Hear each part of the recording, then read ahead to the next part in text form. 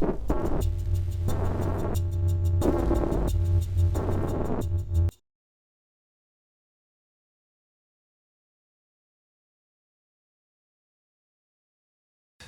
listening to WBH Radio. I'm your host, William Holly, episode 63.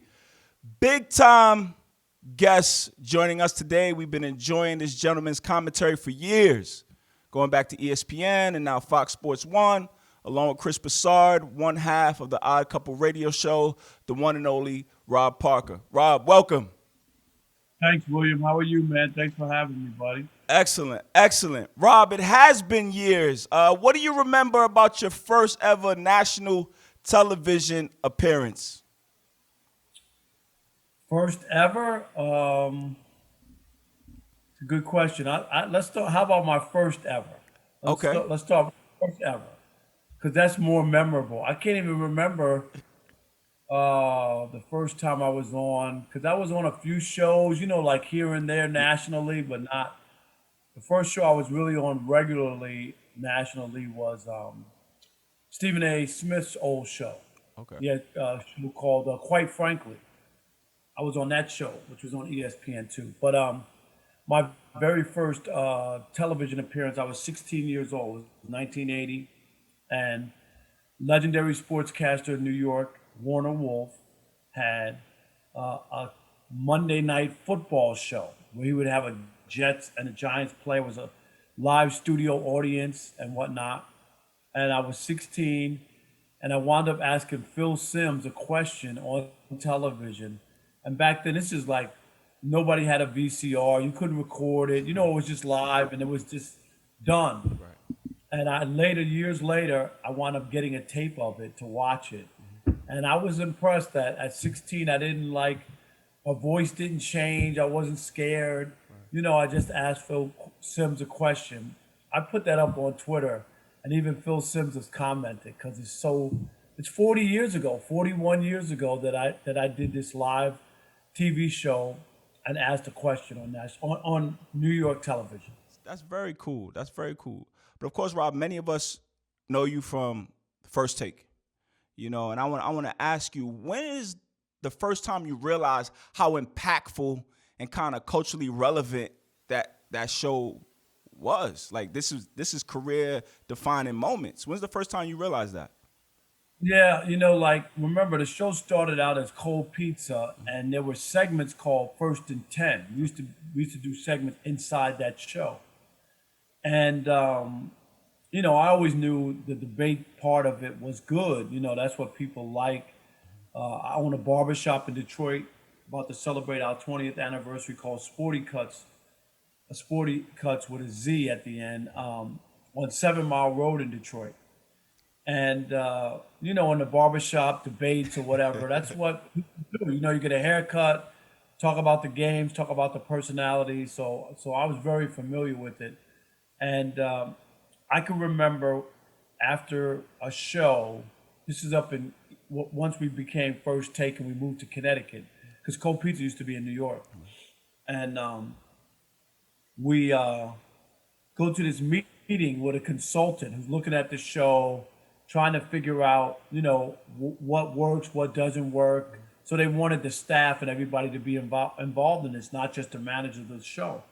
So Skip and I are sitting next to each other. We had just done First Take together. And the guy says, I'm looking at your ratings, and this is a true story. He says, about every 15 minutes, the ratings spike, and then they go back down. Right. He said, look, and he showed us, right. Look, spike, and then they go back down. They spike, and they go. So Skip and I look at each other, and they're like, the guy's talking, he goes, you guys got to figure out what you're doing during those segments, and you need to do that. That's what you need to, whatever you're doing there is what you need to do. So Skip and I look at each other like, it's the First and 10 segments. It's the debate. Right? Yeah. Right, the debate aspect of it. And that's really what turned the show from like a general morning sports show with features and all kinds of interviews and stuff like that into a full-fledged debate show. Yeah. So that was the moment. And I remember that. It took a consultant looking at the ratings to finally determine what was the biggest part of the show and what moved the needle. Yeah, I mean, it became a part of the sports landscape. You watch the games, and then the next morning, you want to hear what Skip and Stephen A. and Rob Parker have to say. Now, Rob, eventually there was a suspension, and ultimately ESPN opted not to renew your contract. And I always wondered, like, what was going through your mind at that time? You know, you're a sports writer, you reach what is viewed as the pinnacle, and now those four letters opt to go in a different direction. Like, what was that like for you? It wasn't life altering for me. I mean, obviously, I was disappointed. Right. I worked there for 8 years, had never had any incidents or any situation, never been quote unquote called to the principal's office. I was doing live television for 8 years. Right. The one thing that I've always been is that I think for a lot of people, it probably would have crushed their careers and they probably wouldn't have been able to recover or whatever. But I always maintain that no matter who I'm working for or what I'm doing, it's about me. It's not about the vehicle I'm working at. So I wasn't, wrapped up thinking that I was ESPN. It was about Rob Parker, who works at ESPN. Yes. Rob Parker, who works at the Detroit News. Rob Parker, who works at the Detroit Free Press. Do you know what I mean? Yes, sir. Yeah, and a lot of people. You are a talent think too, that- and it's a privilege for them to partner with you. 100%. That's the way. That's excellent. Yeah, I mean that's the way you have to look at it. Otherwise, you'll be very.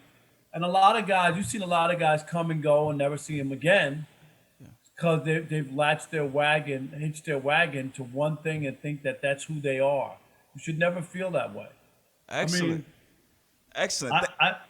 Go ahead, yeah, Rob. I felt I was to work there for 8 years and do the stuff that I did and First Take. People still remember me for that show. I haven't been on that show in years, but I get it.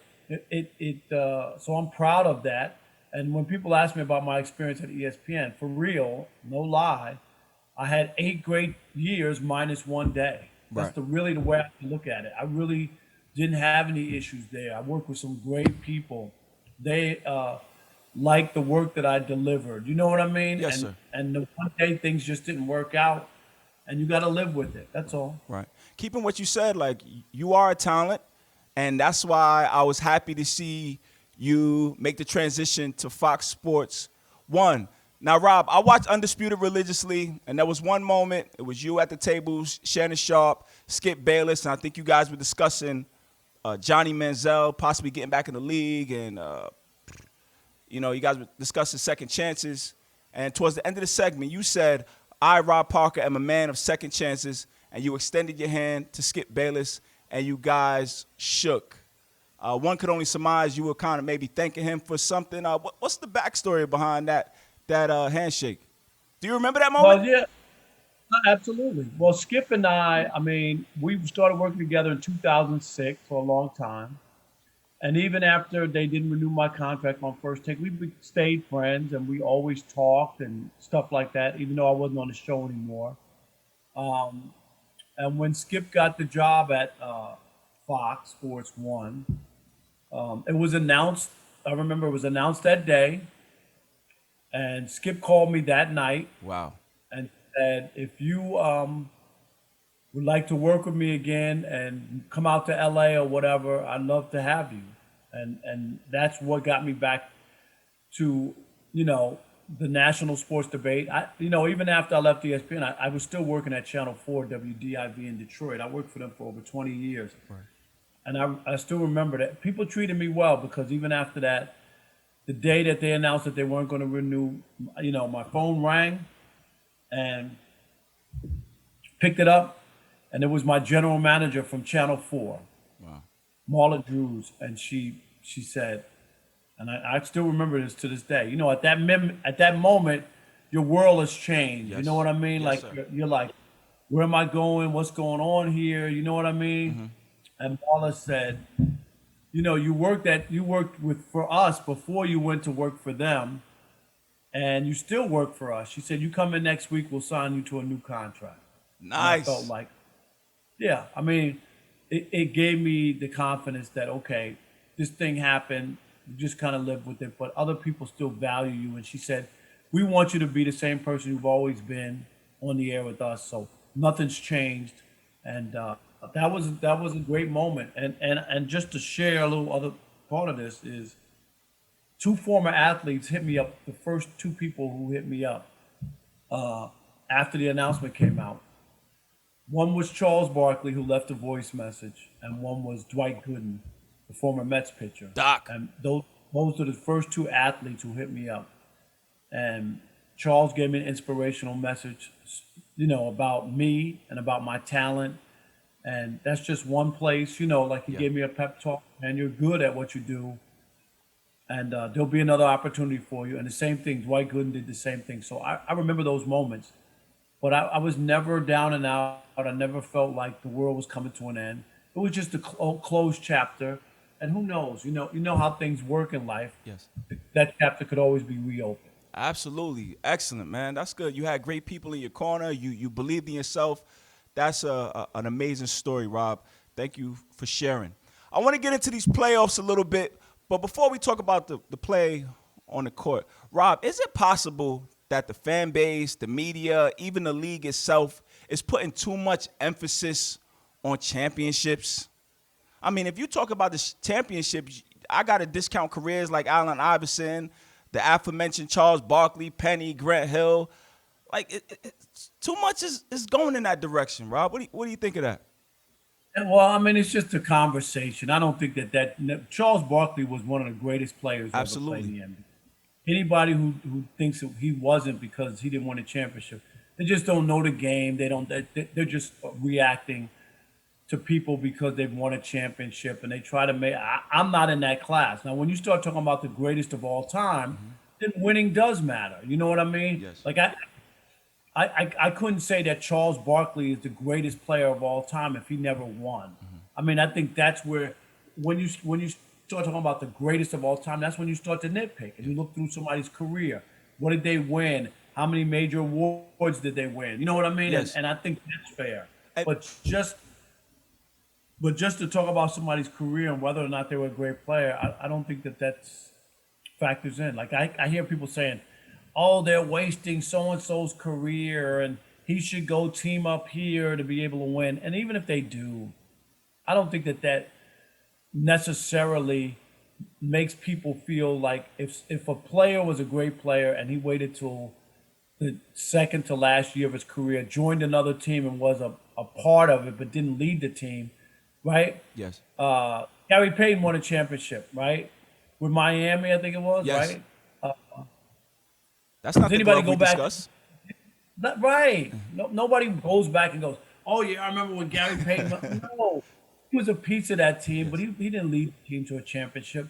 So did that elevate Gary Payton? No, he was a great player, period. It didn't elevate him. Karl Malone tried to get one with the Lakers, but they lost to the 2004 Pistons.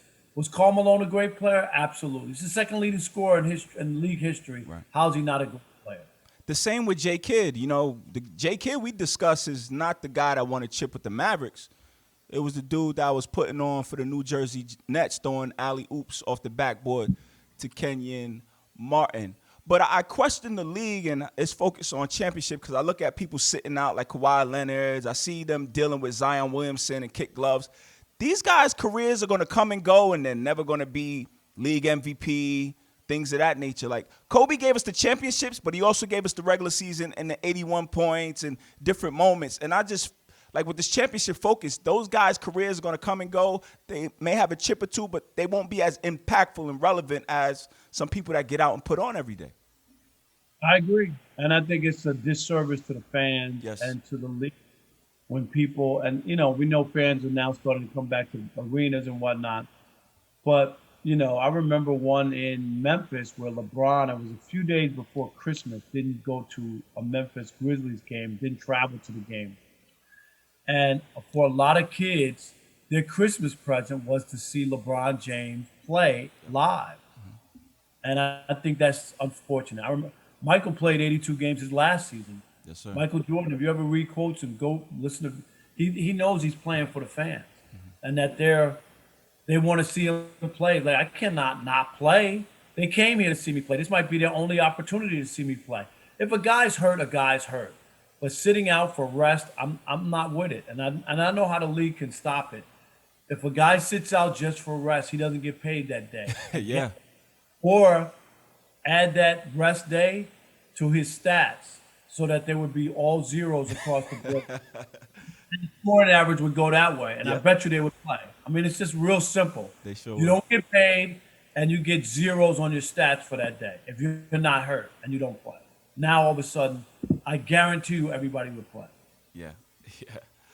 Rob, with these playoffs, what has your attention? What do you think is the lead story coming out of the first round? Or we're still in the first round, rather. Yeah, I mean, obviously Milwaukee, their dominance. I'm not surprised. The Heat last year, everything worked out perfect in the bubble for them. I'm not surprised. I didn't think they'd get to the finals last year. So a first round sweep, and they really weren't in that series. So that'll be interesting. Obviously Brooklyn, I want to see them. They haven't played that many games together. It always seems like somebody needs like a Herculean effort to beat them. You know what I mean? Somebody got to really go off in order to even have a chance to beat them, those three. So I'm paying attention to that. Where the Lakers are. I know AD is questionable for Game 4. The health issues with them, all the things that have to go right for them in the West. So those are the stories that I'm mostly looking at. I'm puzzled by this whole Clippers situation and them having a hard time stopping Luka Doncic, them not being able to kind of muster up playoff intensity. This is 2 years now. They lost to the Nuggets. Like, these are supposed to be the best wing defenders, Kawhi Leonard, Paul George. The league was supposed to be his for the next 8 years after winning that championship in Toronto. I'm a little puzzled about their lack of intensity. Yeah, I don't get it either. I don't know if it's on the radio show The Odd Couple, we did a thing. Is it Luka or is it Lou? Is it Luka or Lou? Tyronn Lue? Because we know he's a great player, but you got to figure out something defensively. In Game 2, they shot 60% from the field, so it's not just Luka. Everybody else is getting off. You got to figure out if we're gonna give Luka his points, we got to stop everybody else. Do you see what I'm saying? Like, that's how you win. So he can get his points and you can still beat them. Gotcha. Rob, in 2018, you were named Sports Journalist of the Year by the National Association of Black Journalists. First off, congratulations. Yes, thanks. What level of responsibility do you feel as a black journalist to maybe highlight and tell stories and give perspectives that your white counterparts may not be able to tell? And the reason I ask this question because I see what's going on with Kyrie Irving. He's coming to the press conferences and he's saying things like, there's bigger issues than basketball right now. I look at LeBron James and his unwillingness to kind of commit to whether he got vaccinated or not. Like, unless you're a black male and you know the history of the Tuskegee experiment or eugenics with a forced sterilization for black women, like, you may not understand that perspective. Or with Kyrie Irving, you may be $200 million up, but your people are not being treated right. So what responsibility as a black journalist do you feel to, like, maybe offer different perspectives than the main media can muster up? If I'm not going to give a different perspective, then they don't really need me. I mean, I should bring to the table my knowledge, my life experiences. That's what you're supposed to do. I mean, because everybody can't have the same view as a 50-year-old white man, which is, right. I'm not a 50-year-old. I'm a 50-year-old black man. You know what I mean? In my 50s, and I'm just saying, like, so I think it's just natural to if something strikes me and we need to talk about. That's what I love about our radio show, is that there's two of us, and I think we've never had a two-man all black national radio show, sports radio show. And Chris and I are very, very conscious of it. We don't shy away from issues, worried about, maybe some of our other listeners don't want to hear this. No, we're two very media trained, veteran, experienced broadcasters and journalists. And so we're going to shine light on anything that is relevant and important, no matter what side we fall on it. And it's not like all rah-rah. If we think that a black player hasn't done right or has made a mistake, we'll say it. If they've done right or the situation calls for, we'll jump on that. We talked about Danny Ainge acting as if he doesn't understand or doesn't know that racism goes on in Boston. I mean, that's an ultimate slap in the face to all the black people who have had issues, for him to act like, oh, I've been here for 26 years. I don't know what they're talking, what Kyrie's talking. Really? Right. Adam Jones, remember Adam Jones at Fenway Park? Yep. CC Sabathia said he played in the Major League for 20 years. He said there's only one place he's ever been called the N-word. It's Fenway Park. Yes. So how about Bill Russell, who had his issues in Boston? I could go on and on and on. For Danny Ainge to just poo-poo that and is ridiculous. Yes. And Chris and I took him to task for that. So we're going to handle these things as they come around. Rob, I got to admit, I'm a little disappointed in LeBron James' unwillingness to kind of speak on the vaccine. You know, you can't pick and choose when you want to be the voice of the people. You know, this is the biggest public health crisis we've had in our lifetimes, and for him to choose the punt is a little disappointing. You know, I think he's trying to play a safe line. To me, this is his equivalent to Republicans buy sneakers too. Right. No, I agree. I don't know why you're being coy, and you know, people could debate all they want. I'm vaccinated. We lost so many people. I lost so many friends to this terrible pandemic, and I want to live, and I'm going to take a chance on. Is it perfect? No, it's not perfect. Could there be some things that don't work out? Sure, but I also know the other side. Chris and I saw Sekou Smith. We had him on our radio show on December 23rd. Yeah. January 26th, a month later, he was dead. He was gone. And there's so many others. So people can roll the dice and decide that they're going to be on the out crowd. To each his own. But I talked about it when I got vaccinated. Chris talked about it when he got vaccinated. Chris's wife is a doctor.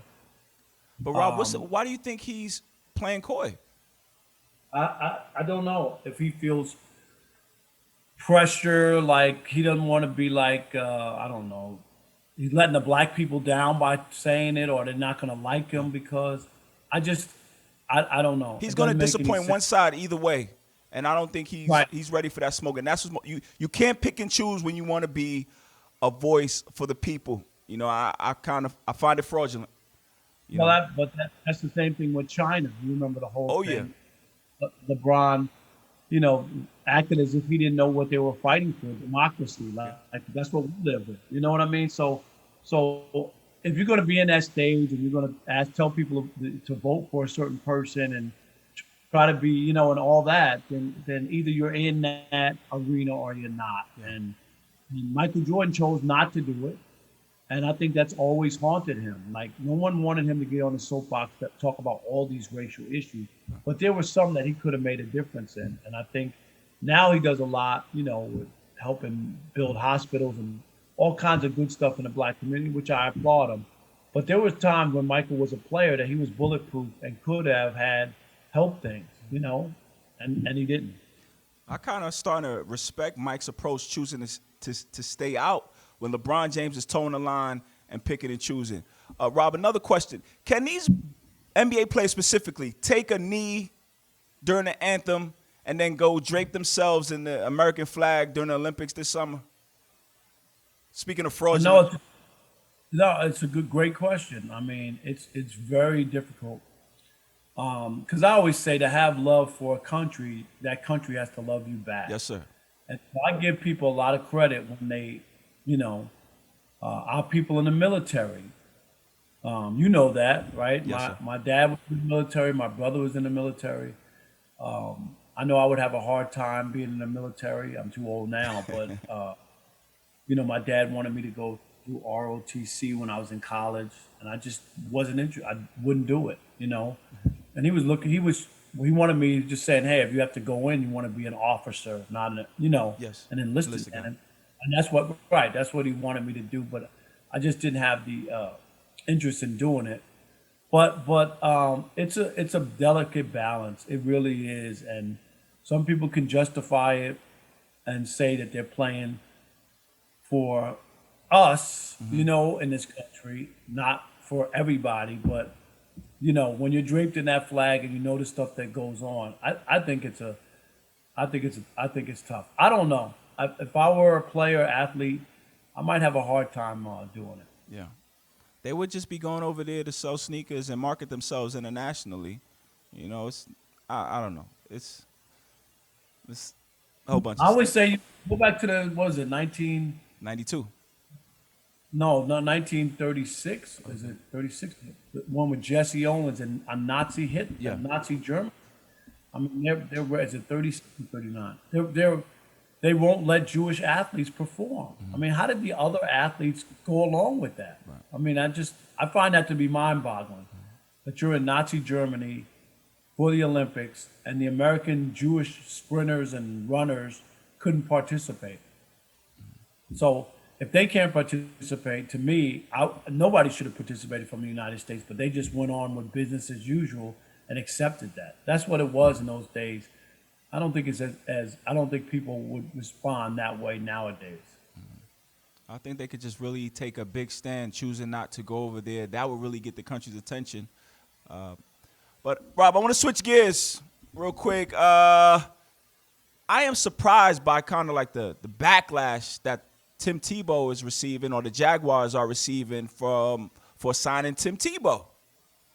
To me, Rob, the deal makes perfect sense. Urban Meyer is getting ready to embark on his new career as a head coach in the NFL, and he needs some people in his platoon he can trust. Nah, I'm gonna stop you. This is white privilege up and down.